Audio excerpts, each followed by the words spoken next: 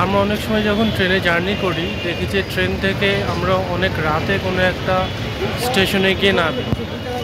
তো এবং অনেক সময় দেখা যায় যে আমরা সিঙ্গেল জার্নি করি, তো সেক্ষেত্রে আমরা সবাই জানি যে রেলের রিটার্নিং রুম আমরা বুক করি। তো আমি এসছি বিহারের পাটনাতে।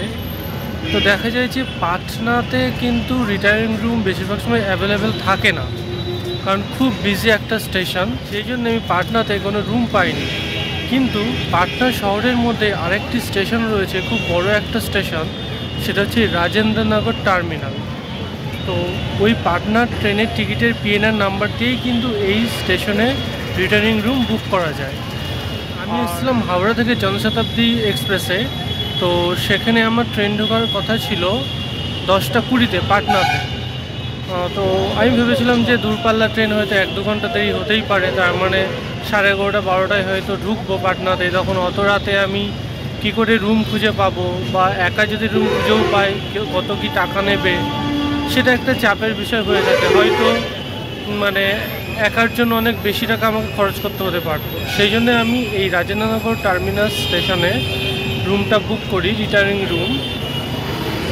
আর একটা টেনশন ছিল যে পাটনা থেকে অত রাতে আমি রাজেন্দ্রনগর টার্মিনাল আসবো কী করে, কিন্তু এসে দেখতে পারলাম যে এটা খুবই সহজ একটা বিষয়, কারণ মাত্র 10 থেকে 15 মিনিট সময় লাগে এবং ভাড়া নেয় 15 টাকা।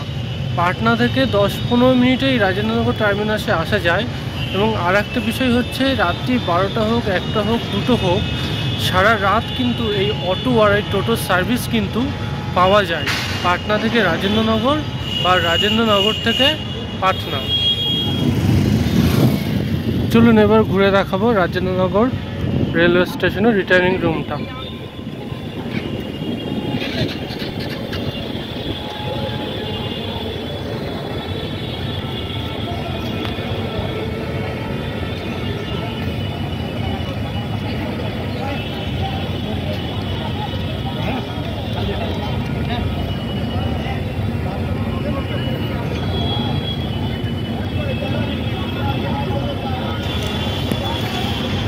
গেট নম্বর 4 দিয়ে এন্ট্রি করতে হবে। ওই দিক দিয়েও এন্ট্রি করা যায়, গেট নম্বর 4 দিয়ে এন্ট্রি করলে এটা সুবিধা হবে।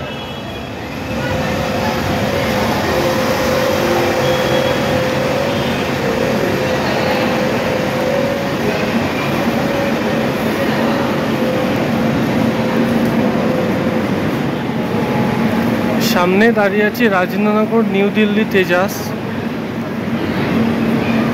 এই যে এখান দিয়ে গেট দিয়ে জাস্ট প্রবেশ করেই এই যে আইআরসিটিসি রিটার্নিং রুম, এইখান দিয়ে উপরে চলে যেতে হবে। আচ্ছা, আর একটা জিনিস দেখাই, এখানে কিন্তু ওয়াটার ভেন্ডিং মেশিন সব কিছুই এদিকে পাওয়া যাবে। হ্যাঁ, এই হচ্ছে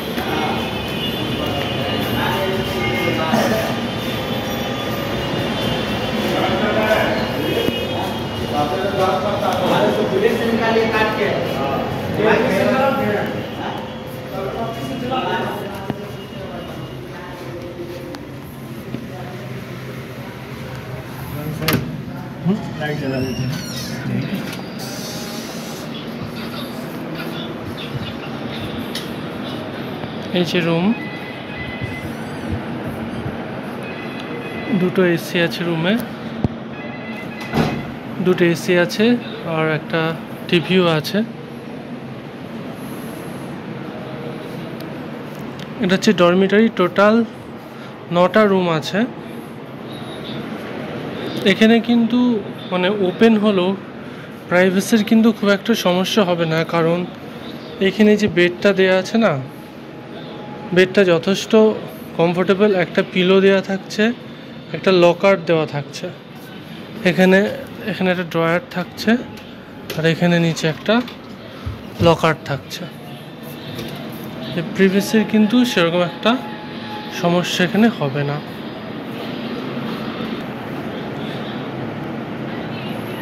আর এখানে ফ্রি ওয়াইফাইও রয়েছে। আমি টয়লেটটা একবার দেখিয়ে দিই। এখানে ঢুকেই এরকম ওয়াশ বেসিন রয়েছে, টেবিল টপ বেসিন রয়েছে 3খানা। এখানে হ্যান্ড ওয়াশ কিন্তু সবসময় অ্যাভেলেবেল থাকে। এখানে একটা ইউরিনাল রয়েছে, এইদিকে রয়েছে ইন্ডিয়ান টাইপ টয়লেট, যথেষ্ট বড় এবং কিন্তু খুব পরিষ্কার পরিচ্ছন্ন। আর এইখানে একটা রয়েছে ওয়েস্টার্ন কমোড। আর এদিকে রয়েছে ডেডিকেটেড শাওয়ার এরিয়া। এখানে কিন্তু গিজার রয়েছে, যদিও বা এখন গিজারের কোনো প্রয়োজন নেই। শাওয়ার রুমটাও কিন্তু যথেষ্ট বড়। এই হচ্ছে শাওয়ার রুম। তো টোটাল এই হচ্ছে ওয়াশরুমটা।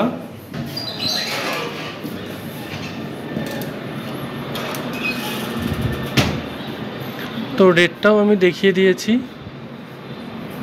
তো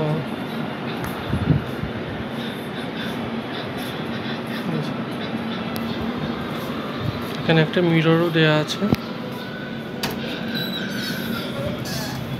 এই হচ্ছে করিডর।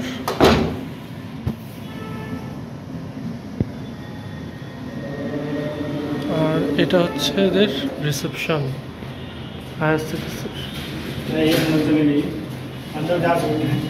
ওকে, এই যে রিসেপশন এরিয়াটা খুব পরিষ্কার পরিচ্ছন্ন। একটা টিভি দেওয়া আছে, এখানেও রেড চার্টগুলো সব দেওয়া আছে।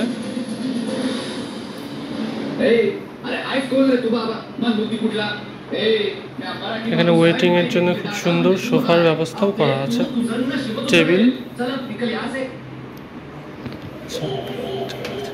এই হচ্ছে টোটাল রিটার্নিং রুম। তো আপনারা চাইলে কিন্তু এইখানে এসে রিটার্নিং রুম বুক করতে পারেন। একদম পাটনা থেকে খুব কাছেই